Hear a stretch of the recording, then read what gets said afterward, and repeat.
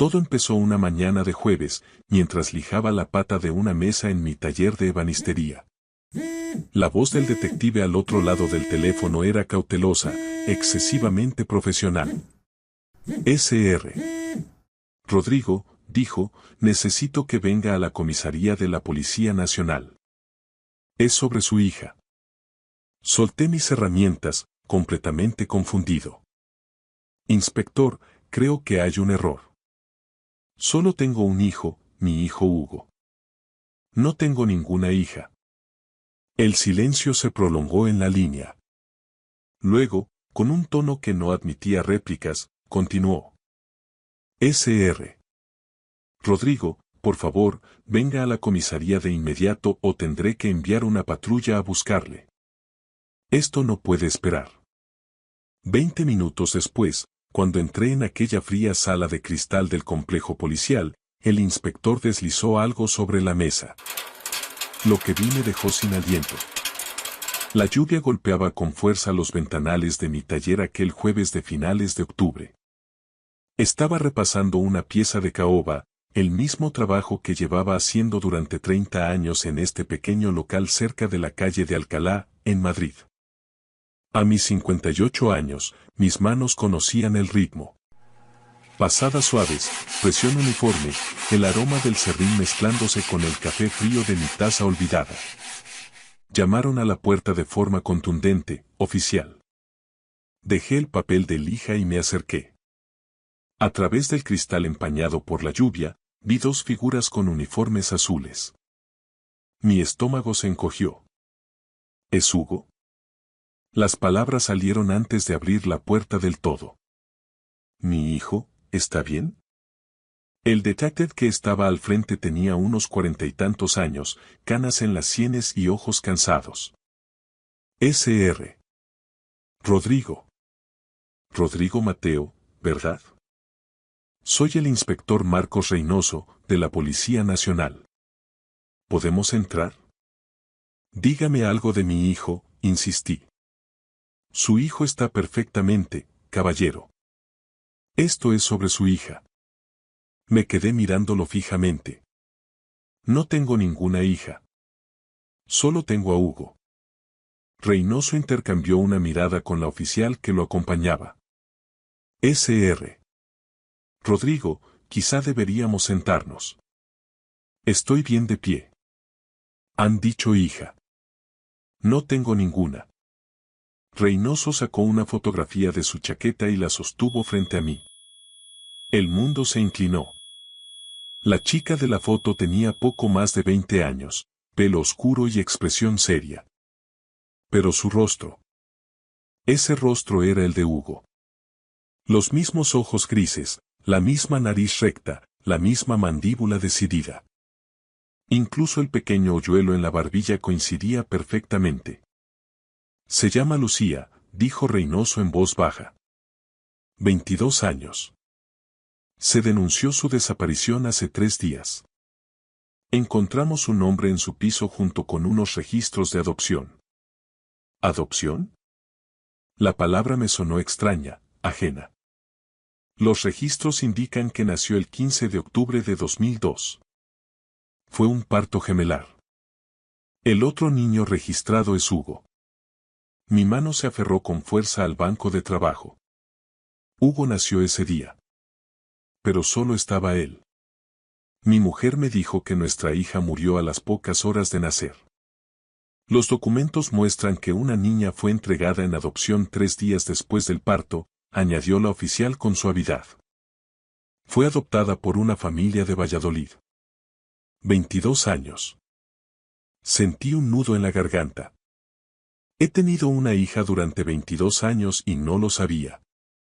La voz de Reynoso recuperó su tono profesional. Sr. Rodrigo, el piso de Lucía presentaba signos de lucha. Su móvil y su portátil han desaparecido. Encontramos un diario donde documentaba la búsqueda de su familia biológica.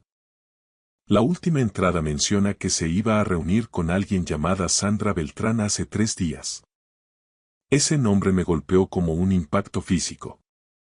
Sandra Beltrán, susurré. Mi exmujer. Se fue cuando Hugo tenía 3 meses. No la he visto en 22 años. Ahora utiliza el apellido de su actual marido, Sandra Beltrán, explicó Reynoso. Viven aquí, en una urbanización de lujo a las afueras. Sr. Rodrigo, creemos que Lucía confrontó a su madre biológica y poco después desapareció. Las piezas encajaron de una forma nítida y horrible. La voz de Reynoso se volvió grave. Necesitamos que venga a comisaría. Hay pruebas que sugieren que su hija no desapareció por accidente. Alguien se la llevó. Miré la pata de la mesa que tenía en la mano, a medio terminar, abandonada. Mi vida normal acababa de terminar. La rutina que había construido con tanto cuidado durante décadas se había hecho añicos como un cristal caído al suelo. Dejé mis herramientas y cogí mi chaqueta. Déjenme cerrar, dije. Seguí a los inspectores bajo la lluvia, dejando todo atrás. En algún lugar ahí fuera estaba la hija por la que había guardado luto durante 22 años. Una hija que estaba viva y en peligro. 20 minutos después, me encontraba sentado en una sala de reuniones gris en la Jefatura Superior de Policía de Madrid, esperando a que llegara Hugo. Reynoso me había permitido llamarlo para prepararlo para una noticia que, lo sabía bien, iba a dinamitar su mundo también. Pero, ¿cómo preparas a alguien para que sepa que tiene una hermana cuya existencia desconocía por completo? Una gemela. Las luces fluorescentes del techo zumbaban con un sonido irritante. Mis manos no dejaban de temblar. La puerta se abrió de golpe. Hugo entró rápido, con la mochila al hombro y el rostro tenso por la preocupación. Papá, ¿qué está pasando? Dijiste que viniera a la comisaría. Se detuvo en seco al ver a Reynoso, luego me miró a mí, intentando descifrar la situación. Siéntate, Hugo, dije en voz baja. Prefiero estar de pie. ¿Qué ha pasado? Reynoso sacó la fotografía. ¿Reconoces a esta persona? Hugo la cogió. Vi cómo su rostro pasaba de la confusión al más puro choque. Se tocó su propia mejilla, como si comprobara si lo que veía era real. Es. Su voz se quebró. Es como mirarme en un espejo. ¿Quién es? Se llama Lucía, dije. Tiene 22 años. Es tu hermana gemela. Hugo se aferró al respaldo de una silla, con los nudillos blancos. ¿Hermana gemela? Yo no tengo. Volvió a mirar la foto, incapaz de negar el parecido. Los mismos ojos, la misma cara. ¿Cómo es posible? Tu madre me dijo que nuestra hija murió al nacer. Mintió. La entregó en adopción a una pareja de Valladolid. Ellos la criaron. Mamá lo sabía. La voz de Hugo sonaba hueca. Sabía que yo tenía una hermana. Reynoso se aclaró la garganta. Hay más.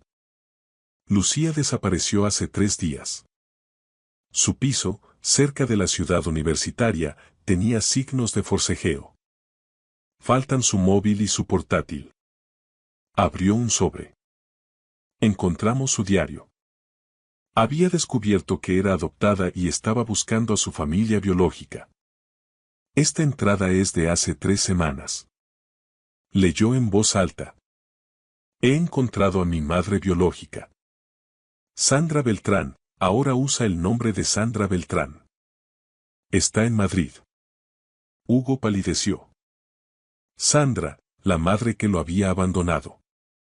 Tu madre biológica está casada con Diego Herranz, continuó Reynoso. Él dirige, Herranz Capital, una consultoría financiera. Han sido investigados por estafa varias veces. Eligen a personas ricas y vulnerables. Viudos, divorciados. Tenemos 8 víctimas confirmadas en 15 años. Estafadores, sentenció Hugo con frialdad.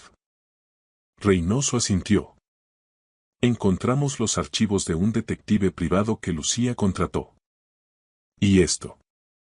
Reprodujo un breve fragmento de audio. Ruido de calle y luego la voz de Lucía. Solo quiero entender por qué. La grabación se cortaba abruptamente. Hugo golpeó la mesa. Es ella. Es mi hermana. Creemos que algo salió mal cuando Lucía confrontó a Sandra hace 3 días, dijo Reynoso. Estamos siguiendo todas las pistas, pero necesito que ambos se mantengan al margen de la investigación. ¿Al margen? Me puse en pie. Mi hija lleva 3 días desaparecida. Alguien se la llevó. Sr. Rodrigo, deje que nos encarguemos nosotros, insistió Reynoso. Si interfieren, podrían comprometer el caso. Entonces investigue más rápido, inspector, mi voz sonó dura. Mi hija está ahí fuera. No me voy a quedar aquí sentado sin hacer nada. Fuera de la comisaría, bajo unas nubes que amenazaban tormenta, Hugo me agarró del brazo. Su mano temblaba. He tenido una hermana todo este tiempo, dijo con la voz rota.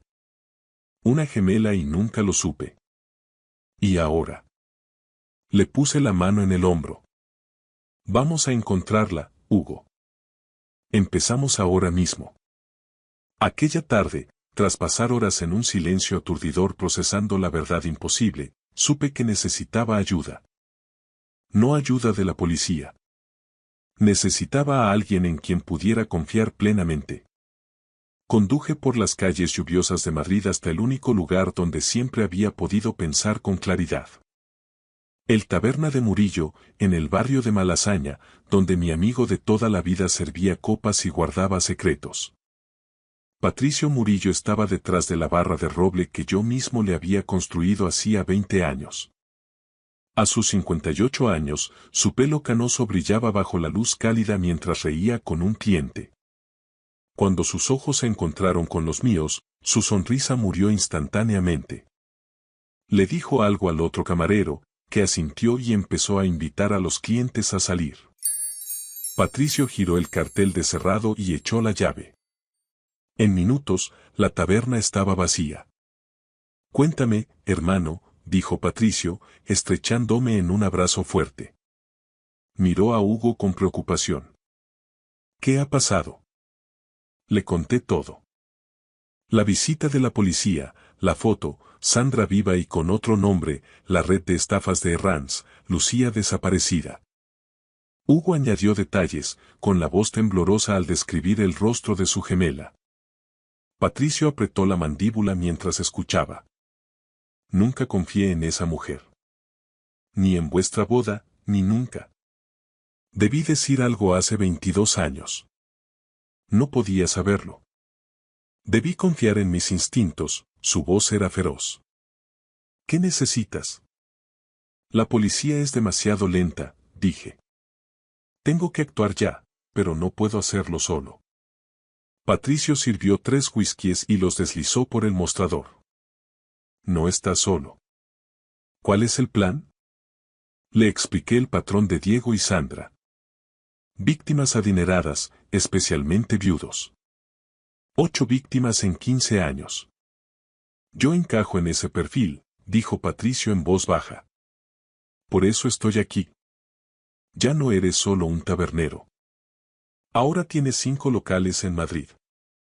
¿Y María? Su voz se entrecortó. Se cumplirán 5 años de su muerte este marzo. El dolor no será fingido. Sandra te conoció como un camarero sin un duro, añadí. No conoce a Peje. Murillo, el dueño de media calle Pez. Patricio asintió con firmeza. ¿Cuándo empezamos? Mañana.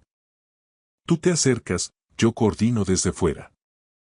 De repente, Hugo dio un respingo, llevándose la mano al pecho. Se agarró a la barra, palideciendo. Hugo. Me acerqué a él. He sentido algo. Su voz era incierta. Como una presión en el pecho. Alguien empujando. ¿Me estoy volviendo loco? Patricio y yo intercambiamos miradas. Conexiones de gemelos. Vínculos inexplicables. ¿Qué sientes? Pregunté en un susurro. Sigue ahí. Hugo se apretó el esternón. No es dolor, es presencia. Papá, ¿crees que es ella? ¿Está Lucía intentando contactar conmigo? Patricio me puso la mano en el hombro. No te fallaré otra vez, Rodrigo. Vamos a recuperar a Lucía y vamos a encerrar a esa gente para siempre. Hugo volvió a tocarse el pecho, con una mezcla de asombro y miedo en su rostro. La sensación no se iba. Quizá no sea una locura, dije mirando a mi hijo. Quizá tu hermana sabe que vamos a por ella. Durante los 2 días siguientes, mi taller se transformó en algo que nunca hubiera imaginado.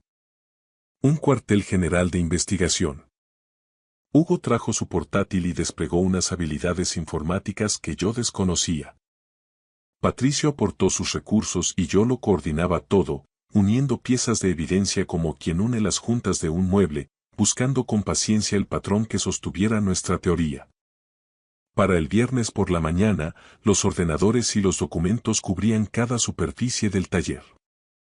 Había mapas de Madrid colgados en las paredes y el olor a serrín se mezclaba con el aroma a café y electrónica.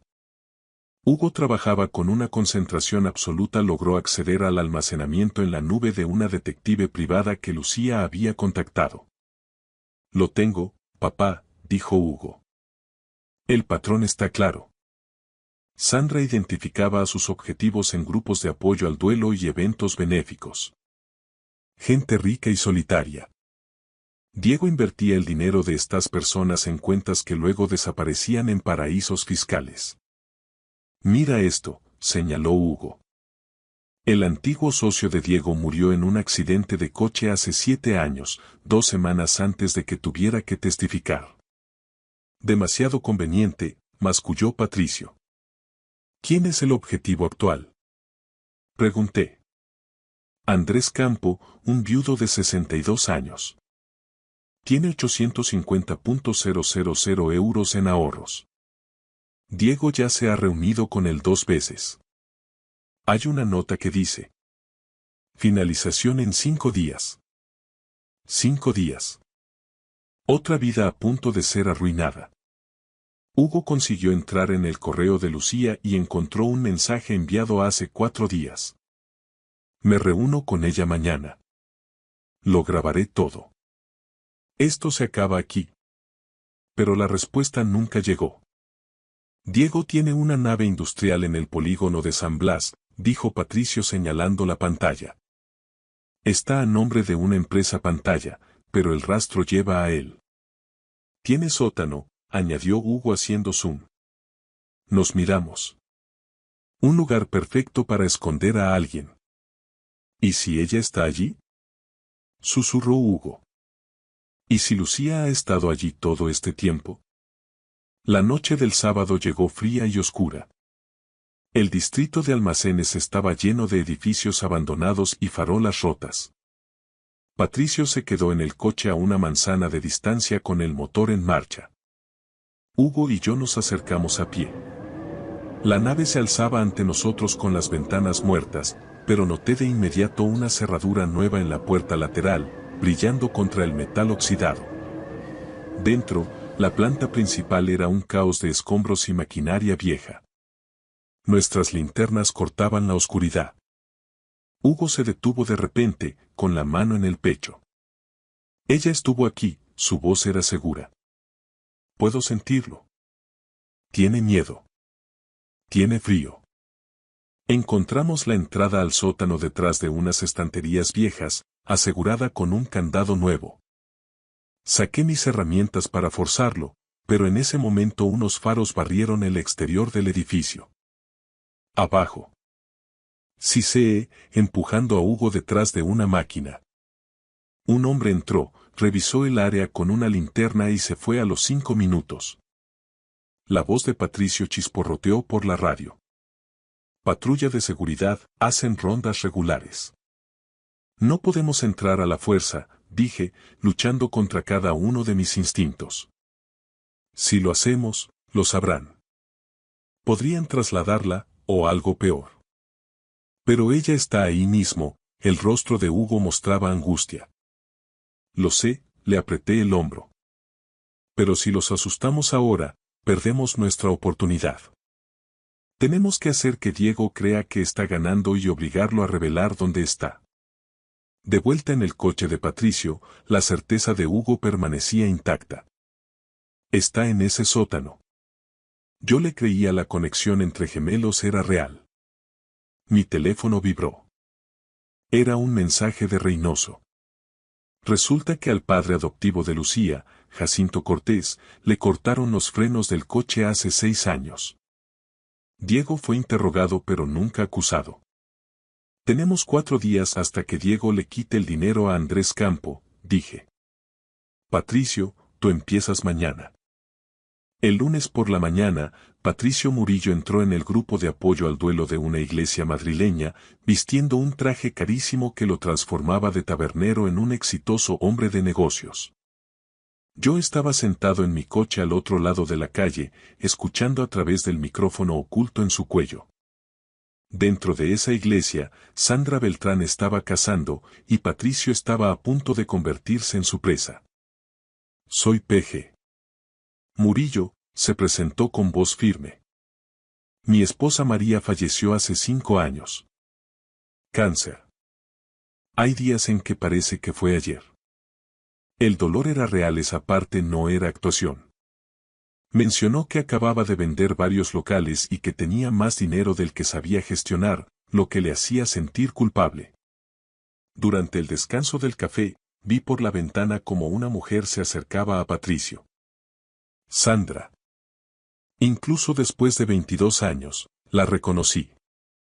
Soy Sara Miralles, dijo ella a través del micro, con una voz cálida y falsa. Perdí a mi marido hace 2 años. Entiendo perfectamente ese vacío que describes. Intercambiaron números.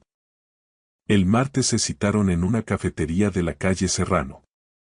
Vi cómo Sandra se inclinaba hacia adelante, mostrándose interesada. Mi asesor financiero me ayudó mucho tras la muerte de mi esposo, dijo ella. Diego Herranz. Sin su guía, me habría sentido perdida. Patricio dudó con una incertidumbre perfecta. Me vendría bien algo de ayuda. Tengo 1,2 millones parados y no sé nada de inversiones. Incluso desde la distancia, vi el brillo en los ojos de ella. Deja que te presente a Diego, dijo rápidamente. Él se especializa en personas exactamente como nosotros. El domingo por la tarde, observé desde mi coche cómo Patricio entraba en las oficinas de Herranz Capital en la Plaza de la Independencia. Hugo vigilaba desde la furgoneta detrás de mí, grabándolo todo a través del micro y la cámara oculta de Patricio. La voz de Diego Herranz sonaba fluida y profesional. A sus 54 años, con el pelo canoso y un traje impecable, proyectaba una confianza absoluta. Sr. Murillo, yo protejo el patrimonio de personas en transición, decía Diego. La cartera de Sara ha crecido significativamente bajo mi guía. Rentabilidad cómoda y riesgo mínimo. Mostraba gráficos y proyecciones que Hugo confirmaría más tarde que eran totalmente falsos. Patricio se mostró cauteloso e interesado, comentando que parecía demasiado bueno para ser verdad. Al salir, Sandra lo interceptó en el vestíbulo. Diego es de fiar, P.G. Él me salvó, le susurró con voz cálida. Celebramos una gala benéfica el martes por la noche en el Palacio de Cibeles. Ven a ver cómo ha cambiado vidas. Me encantaría, respondió Patricio. Esa noche, nos reunimos en la trastienda de la taberna de Murillo revisando las grabaciones. Es excepcional, dijo Patricio en voz baja. Casi me creo sus lágrimas. Todos los documentos que mostró Diego son inventados. Ninguna de esas cuentas existe, añadió Hugo mientras sus dedos volaban sobre el teclado. La gala del martes es en un lugar público con testigos. No podrán hacernos desaparecer, sentencié. En ese momento sonó mi teléfono. Era Reynoso. Habían arrestado a un tal Daniel Prieto, un matón a sueldo vinculado a Herranz. Puede que confiese, dijo el inspector. Miré a Patricio y a Hugo. Faltaban 72 horas para la gala. 3 días para salvar a mi hija y evitar que Diego destruyera otra vida. El lunes por la mañana regresé al piso de Lucía cerca de la Complutense. Sabía que ella planeaba grabar su encuentro con Sandra y, aunque la policía no encontró su móvil, mi hija era precavida. Busqué como un ebanista. Compartimentos ocultos, falsos fondos. Encontré sus libros de enfermería y fotos de sus padres adoptivos, los Cortés. Sobre la cama había un oso de peluche desgastado. Al cogerlo, noté una pequeña abertura en la costura. Dentro, envuelta en plástico, había una diminuta tarjeta de memoria. En el reservado de la taberna, Hugo conectó la tarjeta. Había un archivo de audio de hace 4 días. Mis manos temblaban al darle al play. Quería verte para entender por qué me entregaste, decía la voz de Lucía, nerviosa pero firme. ¿Quieres la verdad? Fuiste un imprevisto. Una complicación que no necesitaba, respondió Sandra con frialdad. Diego dijo que solo podíamos mantener a un niño si queríamos la vida que merecíamos. Elegí a Hugo. Entregarte fue la mejor decisión que tomé por mí. Lucía le recriminó por la gente a la que estaban estafando, como Andrés Campo. Es un delito y tengo pruebas. Voy a ir a la policía, amenazó mi hija. Hubo un silencio. Cuando Sandra habló de nuevo, su voz era puro hielo. No, no irás. Diego, tenemos un problema. Ella lo sabe todo. Entonces se escuchó la voz de Diego Herranz, calmada y aterradora. Pues lo manejaremos como manejamos lo de Jacinto Cortés. Daniel, llévala al sótano de la nave de San Blas. Tenla cómoda hasta que cerremos el trato con Campo. Se oyeron sonidos de forcejeo y el grito de Lucía. Luego, el silencio. Lloré de rabia. Hugo estaba horrorizado y Patricio contenía la furia junto a la puerta. Llamé a Reynoso inmediatamente. Lo tengo todo. Confesiones de secuestro, conspiración y la muerte de Jacinto Cortés, le dije. Es suficiente para las órdenes judiciales, respondió él. Intervenimos ya. No, repliqué. Mañana por la noche en la gala. Confrontación pública. Entrarán en pánico, revelarán dónde está y los arrestaréis. Reynoso dudó, pero aceptó darnos 24 horas. Hugo me agarró del brazo. Papá, lo siento otra vez. Lucía sabe que algo pasa. Oye agua. Oye tuberías. El teléfono de Patricio sonó. Era la voz alegre de Sandra, invitándonos a la gala y a una inversión exclusiva. Patricio me miró con los ojos ardiendo de rabia. Estaríamos allí. Mañana acabaríamos con ellos para siempre. Era martes por la noche. El Palacio de Cibeles en Madrid brillaba bajo las luces. En el interior, bajo las majestuosas bóvedas, se había reunido la flor y nata de la sociedad financiera y social. Yo permanecía en la sombra de las columnas, ajustando el micrófono oculto bajo la solapa de mi vieja, pero impecable, chaqueta. Patricio ya estaba dentro, interpretando su papel del acaudalado viudo P.G. Murillo, mientras Hugo aguardaba en la furgoneta, a poca distancia, rastreando cada señal. Diego Herranz, con un smoking de un blanco deslumbrante, subió al escenario. A su lado estaba Sandra enjollada con diamantes y un vestido de seda, parecía la encarnación del éxito. Damas y caballeros, la voz de Diego resonaba en la sala con una calidez fingida, estamos aquí reunidos por una causa benéfica. Pero la verdadera caridad es la seguridad de aquellos a quienes amamos. Esa era mi señal. Salí de las sombras y caminé lentamente por el pasillo central. ¡Qué ironía, Diego!, dije en voz alta. Hablar de seguridad cuando tienes a mi hija encerrada en un sótano. La sala se quedó en silencio. Sandra palideció y su copa de champán tembló en su mano. Seguridad, saquen a este hombre, no está en sus cabales, reaccionó Diego rápidamente, pero su voz se quebró. Sabes perfectamente quién soy, Sandra, me acerqué hasta el mismo podio. Soy Rodrigo. El mismo carpintero del que huiste hace 22 años tras vender a nuestra hija. En ese momento, Patricio, que estaba junto a un importante inversor, sacó su teléfono y pulsó un botón. Por toda la sala, a través de las enormes pantallas destinadas a las presentaciones, comenzó a sonar la grabación de audio. La voz de Lucía. Eres mi madre. ¿Por qué me entregaste?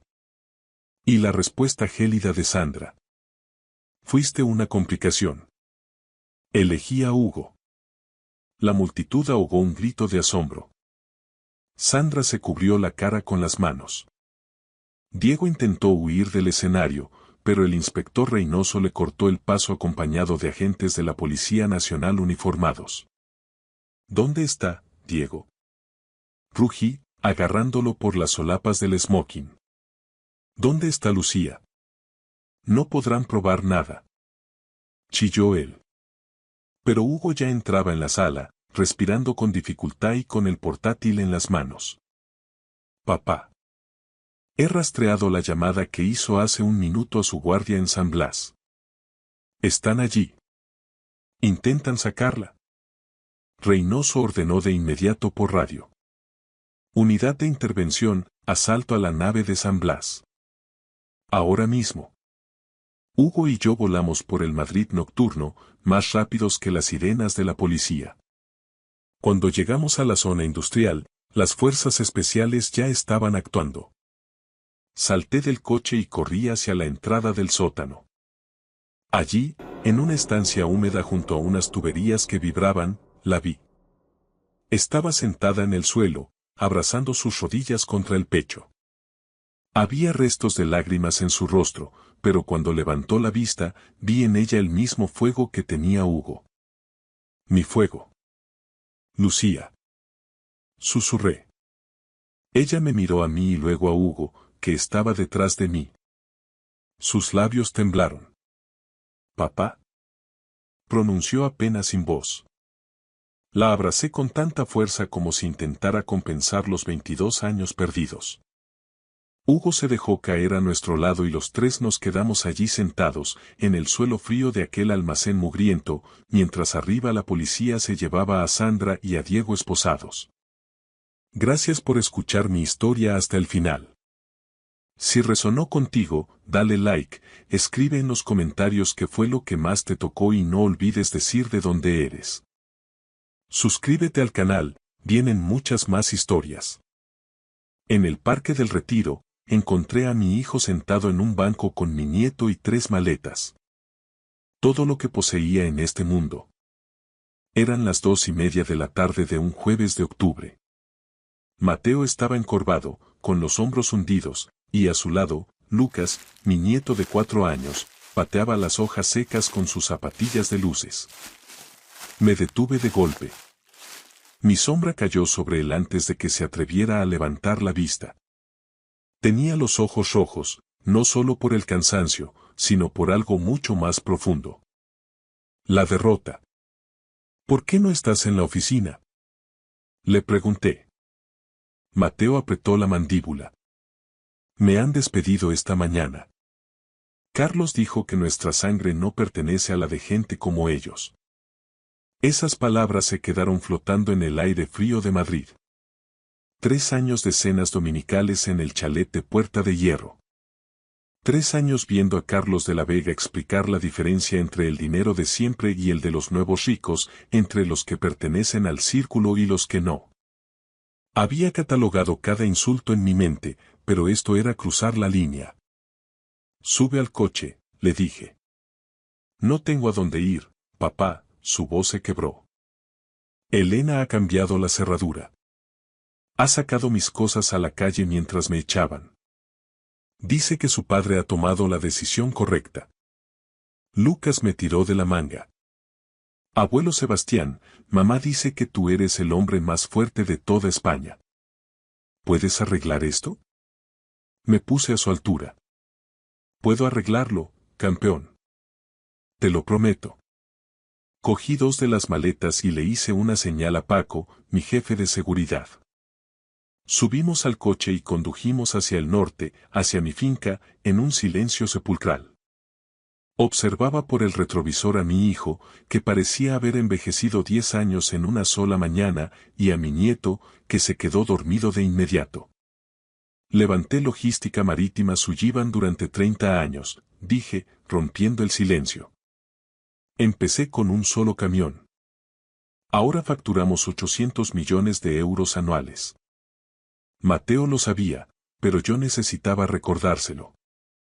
Hace 3 años, compré Transportes del Tajo por 20 millones a través de sociedades interpuestas en el extranjero, donde el verdadero dueño permanece oculto. Puse a Carlos como consejero delegado. Mateo me miró fijamente a través del espejo. Aquel día me dijiste que querías respeto por lo que eras, no por ser mi hijo. Acepté no interferir. Era nuestro trato. Y lo cumpliste. Durante 3 años te vi aguantar cosas que habrían hundido a cualquiera. Escuché a Carlos explicar por qué todo en ti era insuficiente. No dije nada porque teníamos un trato. Hice una pausa y mi voz se volvió gélida. Pero Carlos no sabe algo. Transportes del Tajo no es suya. Nunca lo fue. Cada nómina que firmó, cada insulto que lanzó. Todo ocurrió en una empresa que me pertenece. Ha estado trabajando para mí todo este tiempo. ¿Por qué me hiciste pasar por eso? Preguntó Mateo. Porque me lo pediste. Necesitaba saber que podías valerte por ti mismo. Pero ese trato murió en el momento en que te vi en aquel banco del retiro. Llegamos a las puertas de hierro y piedra de mi casa. Estábamos a salvo. ¿Qué vas a hacer? Quiso saber él. Esbocé una sonrisa. No era una sonrisa cálida. Era la que precede a los acuerdos que dejan a la otra parte sin nada. Carlos quería jugar con linajes y apellidos. Ahora iba a aprender que, en mi mundo, la sangre no significa nada. Solo importa el poder. Y acaba de entrar en guerra con la familia equivocada. Carlos no sabía que yo le pagaba el sueldo. No sabía que podía quitárselo todo con una sola llamada. No sabía que yo había estado recopilando cada desprecio como un fiscal, montando un caso en su contra. Pero estaba a punto de descubrirlo. El ajuste de cuentas había comenzado. Cada domingo, durante 3 años, me tragué los insultos junto con copas de vino caro y fui acumulando munición. Mientras Mateo acostaba a Lucas esa noche, me senté en mi despacho y dejé que mi mente regresara a esos rituales semanales en la finca de los de la Vega. Recuerdo su casa en la exclusiva urbanización de La Moraleja. Columnas blancas, setos perfectamente recortados y un comedor con lámparas de cristal de roca. Carlos presidía la mesa. Elena, a su lado, no despegaba la vista del móvil. Mateo frente a su esposa con los hombros tensos y yo al final, lo bastante cerca para ser testigo de todo, pero lo bastante lejos para ser ignorado. En aquella primera cena, Carlos cogió la copa de vino de Mateo y la desplazó 5 centímetros a la izquierda. Usó ese tono que emplean los hombres ricos cuando fingen ser amables. Un Rioja de gran reserva se sostiene con respeto, Mateo. Por el tallo, nunca por el cáliz. Los detalles exponen la casta. O la falta de ella. Mateo se puso rojo y asintió. Elena ni siquiera levantó la mirada, nunca lo defendió, ni una sola vez en 3 años. Yo cortaba mi pato con precisión y callaba. Cada semana había una corrección nueva. Su postura, su corbata, su educación en una universidad pública frente al máster en el IE de Carlos. 3 años viendo cómo se apagaba la luz de mi hijo, pero yo había hecho una promesa de no interferir. Así que observé y memoricé. Hace 6 meses, algo cambió. Los informes trimestrales de Transportes del Tajo empezaron a llegar con una semana de retraso en logística, eso es una eternidad. Contabilidad me dio excusas baratas sobre actualizaciones del sistema que no me creí. 3 meses después, Elena dejó de cogerme el teléfono, dándome largas con mensajes de que estaban en un evento o descansando. Se había levantado un muro entre nosotros. Pero el momento en que supe que algo iba muy mal fue hace una semana. Mateo vino a mi oficina en la Torre de Cristal, en Madrid. Tenía un aspecto terrible. Ojeras profundas, el traje le quedaba grande y había perdido peso. Me dijo que era el cierre del trimestre, pero yo sabía que el trabajo no destruye así a un hombre. Entonces me fijé en su muñeca. El Rolex Daytona de platino que le regalé por sus 30 años, valorado en 50.000 euros, no estaba. ¿Dónde está tu reloj?, le pregunté.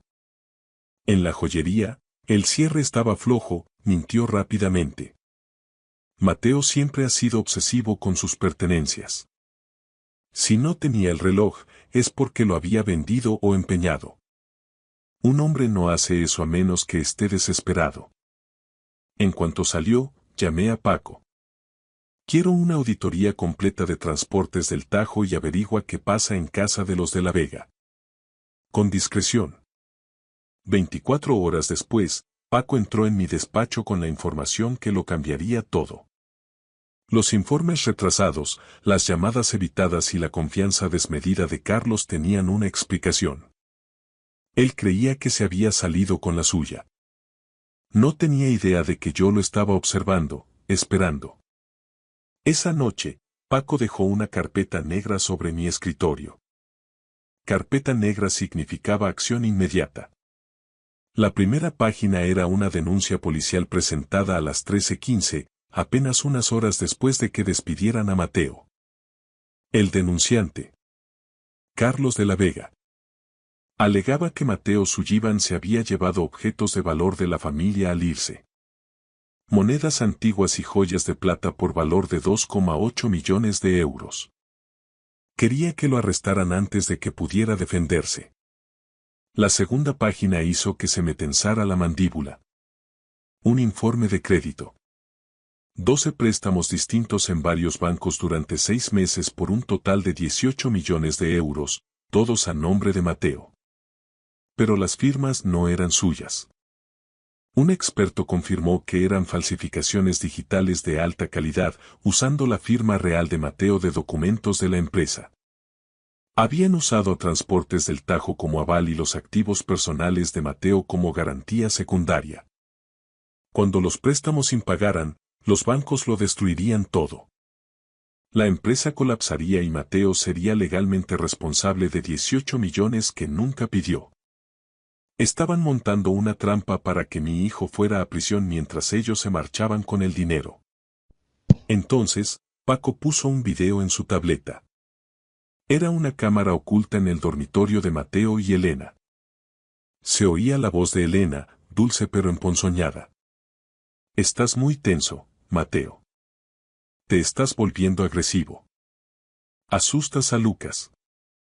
No soy agresivo, solo estoy cansado, respondía él. ¿Ves? Ya estás gritando. Estás inestable. En otro clip, Elena rompía un jarrón a propósito y gritaba. Lucas, vete a tu cuarto. Papá está teniendo otro episodio. Estaba fabricando pruebas para un caso de custodia. Quería demostrar ante un juez que Mateo era peligroso para quedarse con el niño y dejarle a él, como mucho, con visitas supervisadas. Cerré los ojos un momento, controlando la furia gélida en mi pecho. Hay algo más, dijo Paco en voz baja. Lo peor. Me entregó un documento que reconocí al instante. Un contrato de pignoración.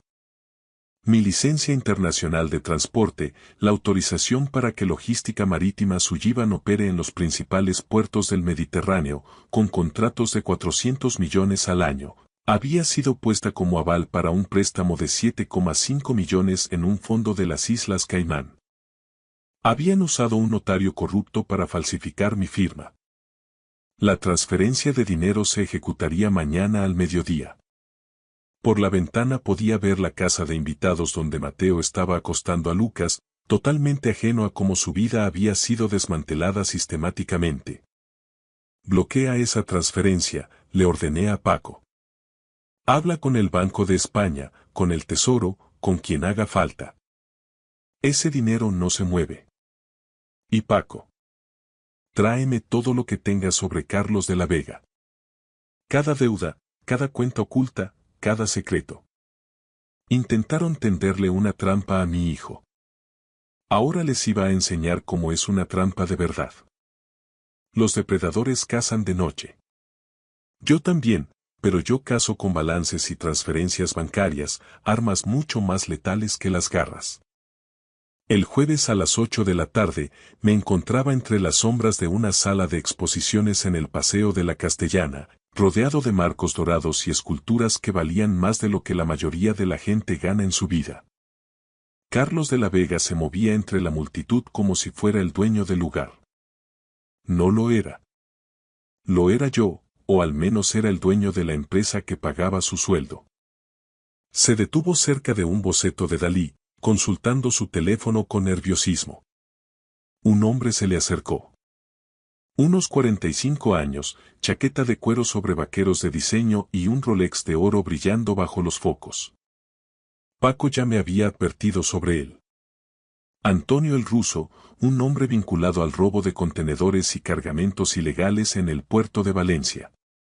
Objetivo confirmado, susurró Paco por mi auricular. Antonio Ruso. 2 antecedentes por robo de carga, actualmente bajo vigilancia federal. Carlos le tendió la mano, pero Ruso no se la estrechó. En su lugar, deslizó un pequeño USB sobre el pedestal de mármol que lo separaba. 10 unidades, dijo Ruso en voz baja.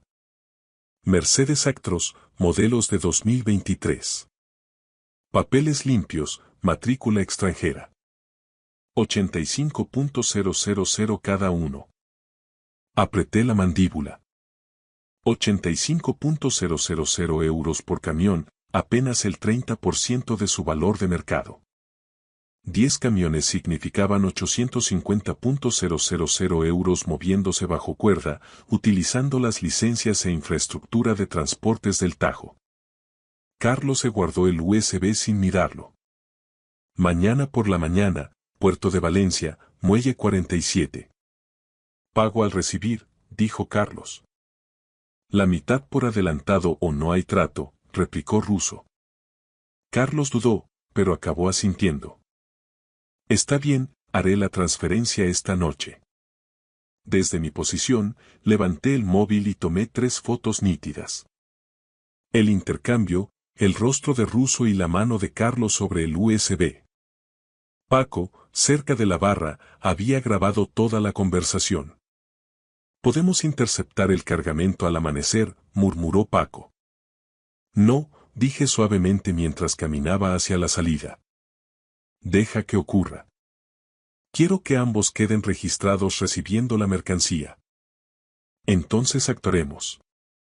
El viernes por la tarde, me senté solo en una mesa de un restaurante con vistas al jardín botánico. Elena llegó a las 3 en punto, con un cardigan de cachemira gris y unas gafas de sol de marca que no se quitó. Se sentó frente a mí y soltó un largo suspiro teatral.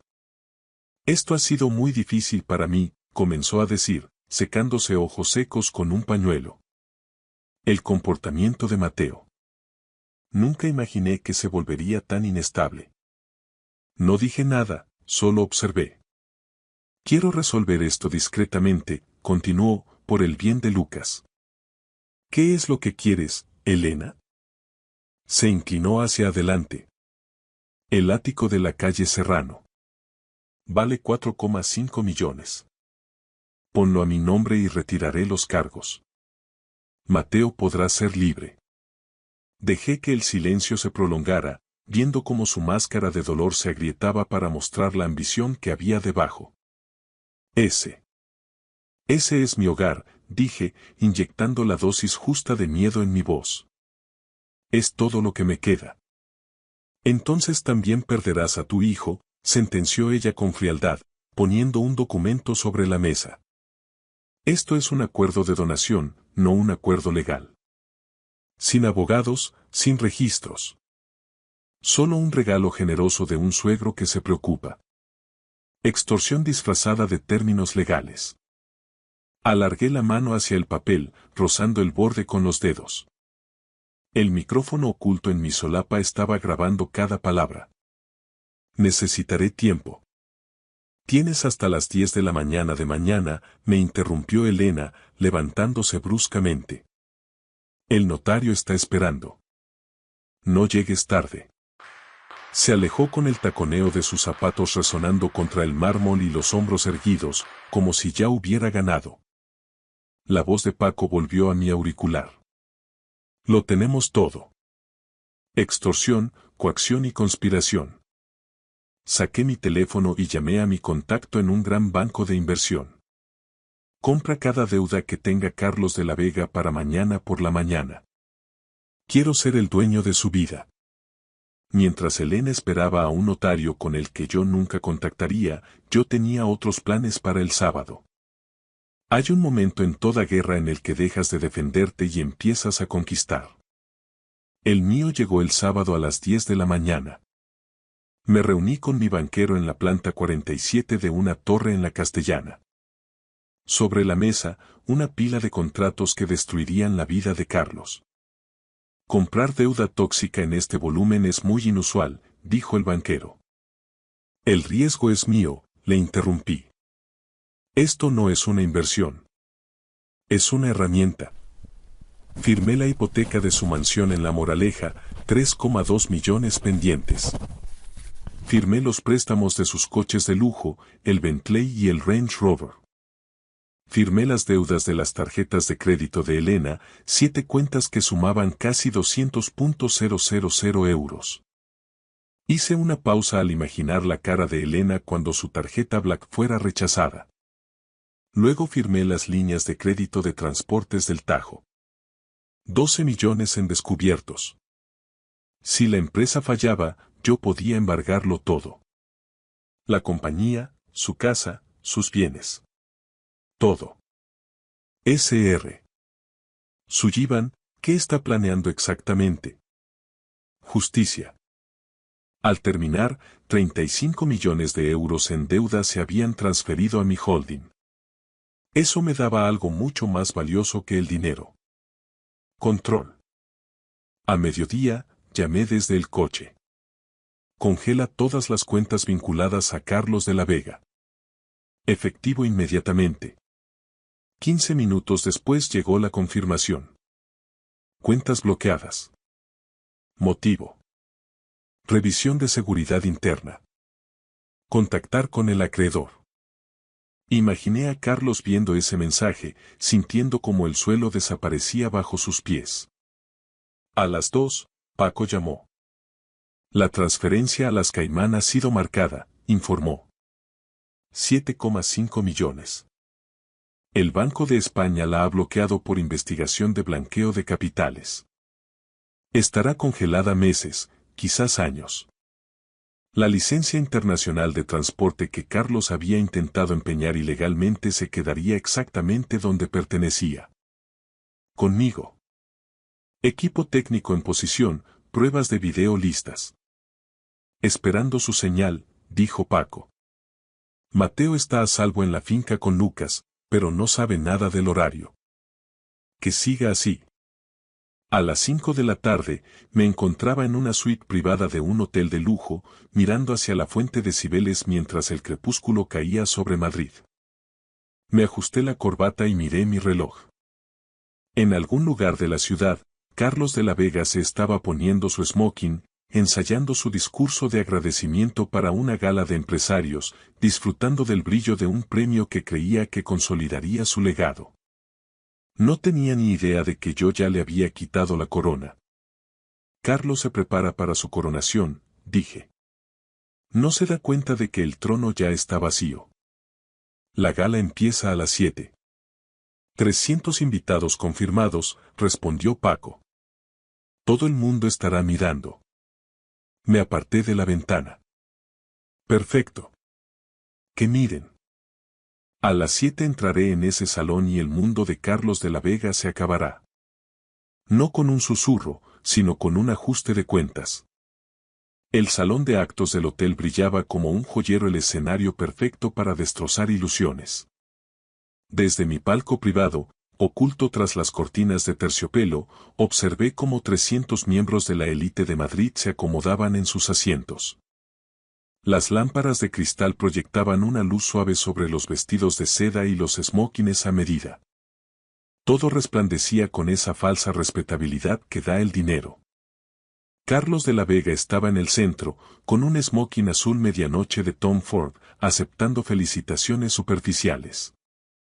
Elena se colocó a su lado, vestida de carmesí, con una sonrisa congelada.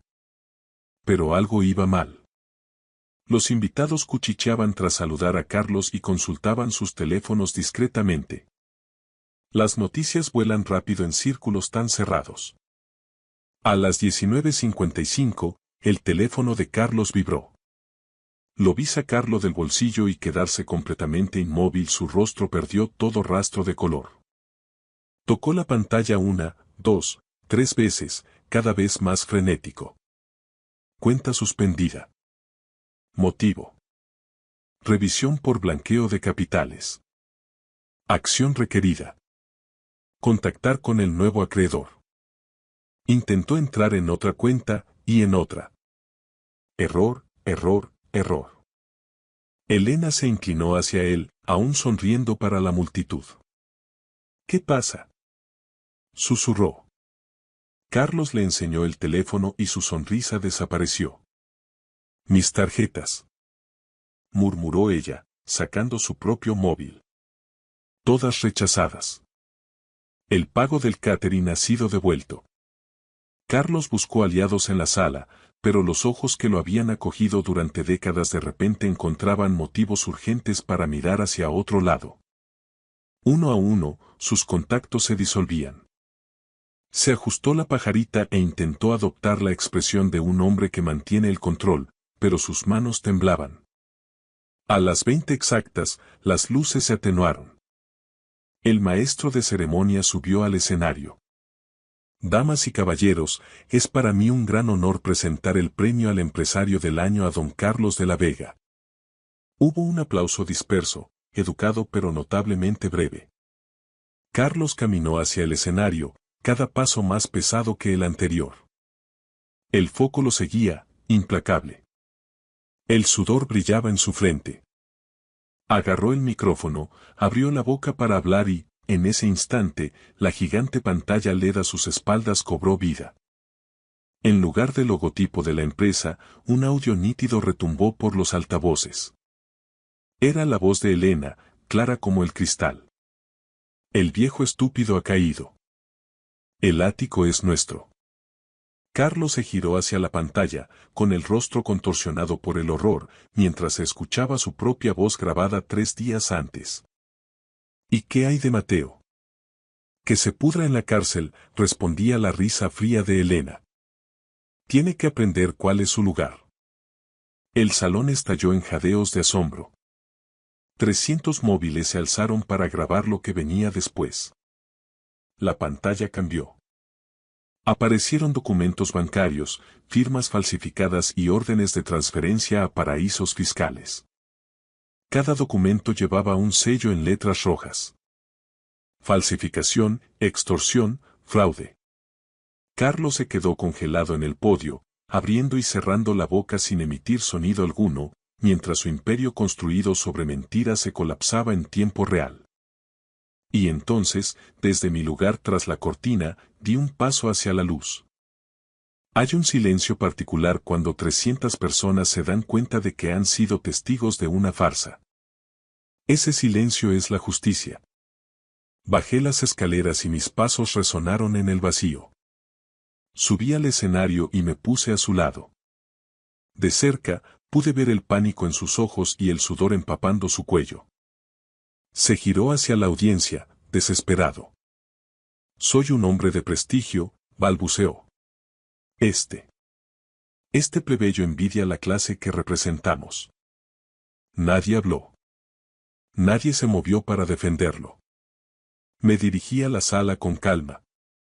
Este plebeyo construyó las casas en las que dormís, transportó los bienes que hicieron vuestras fortunas y, sí, pagó el smoking que él lleva puesto. Puse 3 carpetas sobre el podio. Carpeta 1. Aviso de liquidación. Transportes del Tajo me pertenece. Siempre ha sido así. Él ha sido mi empleado, cobrando un sueldo que yo le proporcionaba mientras atormentaba a mi hijo. Carpeta 2. Rescisión de contrato. El terreno bajo su finca también es mío. Robar a tu casero es una imprudencia notable. Carpeta 3. El fiscal jefe tiene ya copias de cada firma falsificada, cada préstamo fraudulento y cada transferencia ilegal. Quisiste meter a mi hijo en prisión con cargos falsos. Me incliné hacia él. Bienvenido a tu propia jaula. Carlos se desplomó. No fue dramático, simplemente se hundió lentamente hasta quedar de rodillas sobre el suelo del escenario. Su smoking azul se arrugó bajo él. Elena gritó desde la primera fila y se lanzó hacia las escaleras con las manos como garras.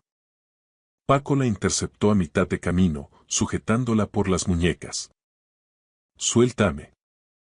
Papá, haz algo», gritaba ella. Su padre ni siquiera la miró. Paco sacó un sobre. Orden de desahucio. La policía está en la finca ahora mismo. Tienen 2 horas para recoger sus efectos personales.